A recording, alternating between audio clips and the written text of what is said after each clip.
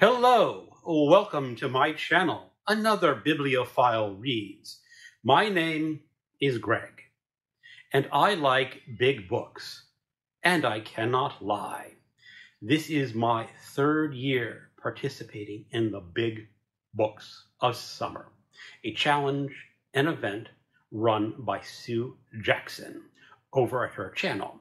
I will provide links in the description of this video because Sue offers some bonuses that you may be interested in. She sells some swag, and there is a way to possibly win some good stuff. Now, the idea of Big Books of Summer is just to read big books during the summer. Self-explanatory. And to do this, you only need to read one book. That's 400 or more pages. Real easy. Anyone can do this. I'm going a little bit beyond that. I will be reading more than one book. And I hope other people are going to join in because it's fun to read big books. Now, what am I going to be reading? I will break this down roughly into print books, digital books, and audiobooks, because all of those count. All books count. No matter the genre, no matter the format, if that book is 400 pages or more in its printed form, it counts as a big book. So let me start off with telling you the print books that I will be reading. The Rifles by William T. Vollmann, originally published in 1994. This will be a reread for me. It is a book that Mark at Book Time for Elvis wanted to read, and I decided, yeah, I wanted to reread this. Now, this is a novel. There is essentially three timelines. The first timeline is the Franklin expedition, when Franklin is looking for that Northwest Passage. You know, at the time this was written, it was 150 years ago, but it talks about Franklin doing that. It also talks about the 1950s and the Canadian government forcible relocation of the Inuit Indians.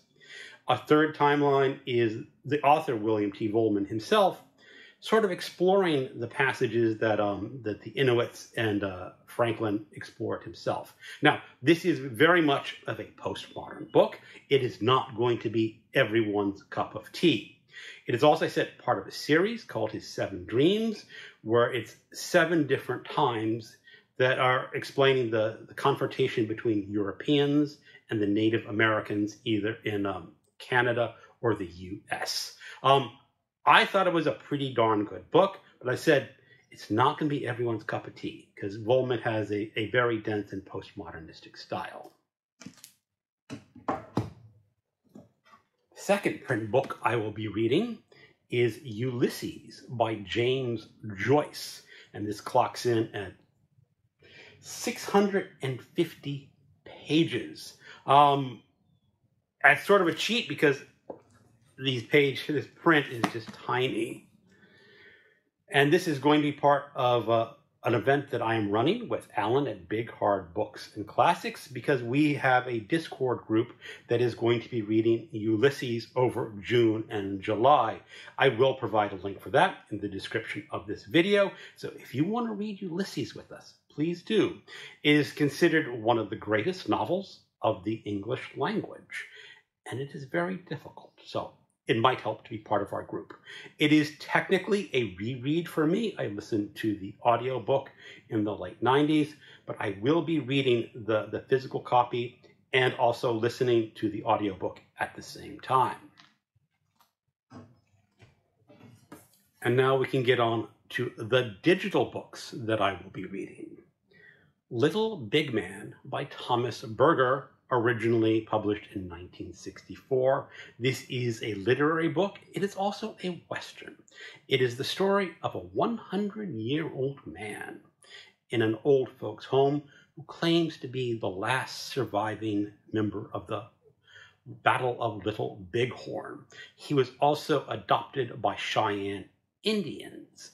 So this, again, is a reread for me, and also a buddy read with Mark at Book Time for Elvis. So I am looking forward to this reread. After that, I'm going to be reading a horror novel called Devil's Creek by Todd Keisling. About 533 pages. And this is the story of a small town in Kentucky who had a church that was worshiping a nameless god. And then there was a mass suicide. But it has 6 survivors. And the bulk of this, I think, is set in 1983, even though it was published in 2023. So it's a relatively new book. I guess this would be considered historical horror. I will then be reading Moondance by SP Somtow. 710 pages. This was originally published in 1989. It is a cross between a Western and a horror novel. It is set in the 19th century, out in the Old West, but it features werewolves. And according to MJ, a lot of wolf pee is described in this book. And how could I say no to a novel that features lots of wolf pee? I'm sort of curious to find out what this book is like. And if I don't like it, I get to blame MJ. Always find another booktuber to blame, if you can.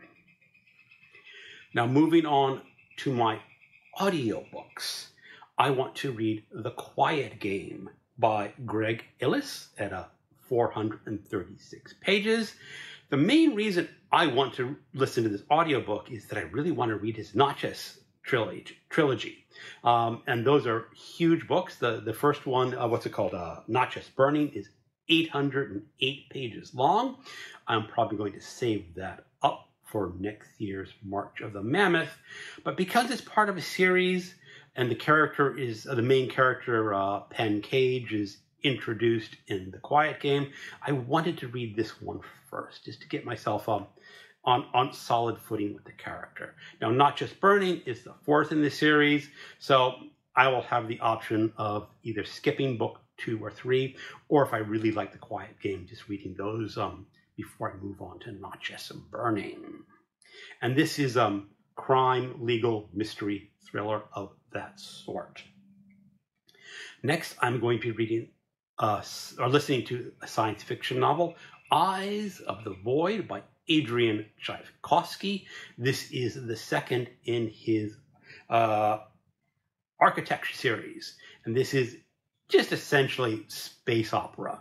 I listened to the first one, Shards of the Earth, about a month ago, and it's just really pleasing, easy science fiction. Not a lot of hard concepts. Characters are interesting. He does borrow a lot from other science fiction novels. There was 1 or 2 chapters that really reminded me of Harry Harrison's Death World series. And some other parts of that book reminded me of some other books. So I think he's playing around with pulling all sorts of the goodies from other science fiction novels and making them into another story. So I'm looking forward to continuing that series. And that is 606 pages long. Next, I want to reread a book that I have not read in many, many, many years, and that is Stranger in a Strange Land by Robert A. Heinlein, originally published in 1961. This is going to be part of my Rocket Summer reading list, because we're going to be reading classic science fiction, and this is the story of a human raised on Mars by Martians who comes to Earth and teaches the people of Earth the Martian way, to grok something. So I'm excited to be revisiting that book again. Lastly, I want to listen to the audiobook of King, A Life by Jonathan Eig. It's 441 pages long, and it is the biography of Martin Luther King. It is currently still being read for the BookTube Prize Nonfiction Division. We are in the quarterfinal rounds. I anticipate it will pass into the semifinal round and probably into the final round. I am sitting out being a judge for the semifinal round, but as I said, since I anticipate it will make it into the final round, I just want to have all my ducks in a row and have that book finished by the time I start judging that round. So that is my big book of summer pile of possibilities. There are chances that some of these books that I have mentioned will fall by the wayside, and other books that I have not mentioned will join in and be read during this summer. Well, anyway, please check out Sue's channel and see what she has to offer. Thank you for watching, and keep on reading.